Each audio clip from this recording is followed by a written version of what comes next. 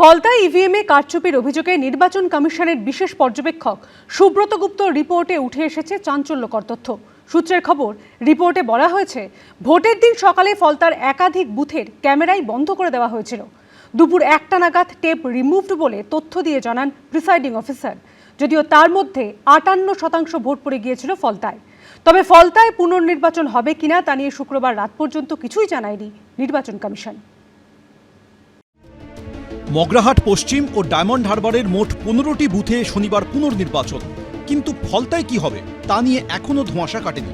কারণ মগরাহাট পশ্চিম ও ডায়মন্ড হারবারের ক্ষেত্রে পুনর্নির্বাচনের নির্দেশ দিলেও শুক্রবার রাত পর্যন্ত ফলতা নিয়ে কোনো সিদ্ধান্তের কথা জানায়নি নির্বাচন কমিশন। এই ফলতাতেই অস্বচ্ছ ভোট এবং ইভিএমে কারচুপির অভিযোগে দ্বিতীয় দফার নির্বাচনের দিনই এখানকার 23টি বুথে পুনর্নির্বাচনের দাবি করেছিল বিজেপি।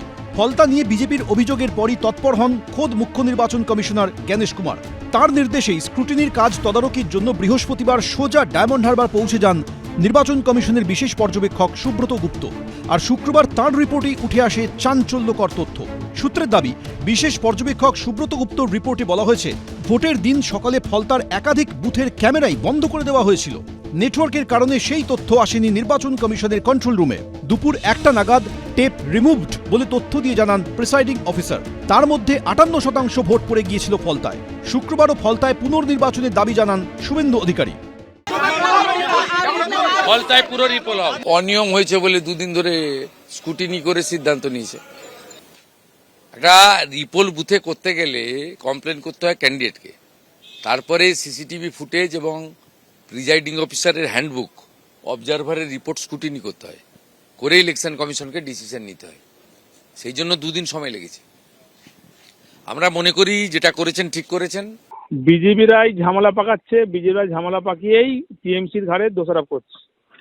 আমাদের টিএমসি ছেলেরা কোনো ঝামেলায় কর্ণপাত করছে না বা পা দিচ্ছে না। তারা শান্তিভাবে কাউন্টিংটা কিভাবে করবে সেই নিয়ে ব্যস্ত। ভোটের দিন ইভিএমে টেপ লাগিয়ে রাখার এই ভিডিও সোশ্যাল মিডিয়ায় পোস্ট করেন বিজেপির আইটি সেলের প্রধান অমিত মালব্য।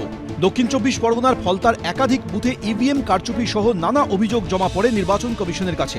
নির্বাচন কমিশন সূত্রে খবর, ফলতার বেশ কয়েকটি বুথে 100% ভোট পড়েছে।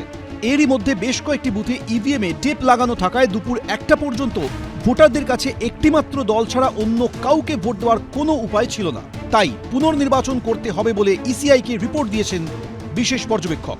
সব মিলিয়ে ফলতা নিয়ে নির্বাচন কমিশন কি সিদ্ধান্ত নেয় সেদিকেই এখন সবার নজর। রুমা পাল ও সুকান্ত মুখোপাধ্যায়, এবিপি আনন্দ। এবিপি আনন্দ, এগিয়ে থাকে, এগিয়ে রাখে।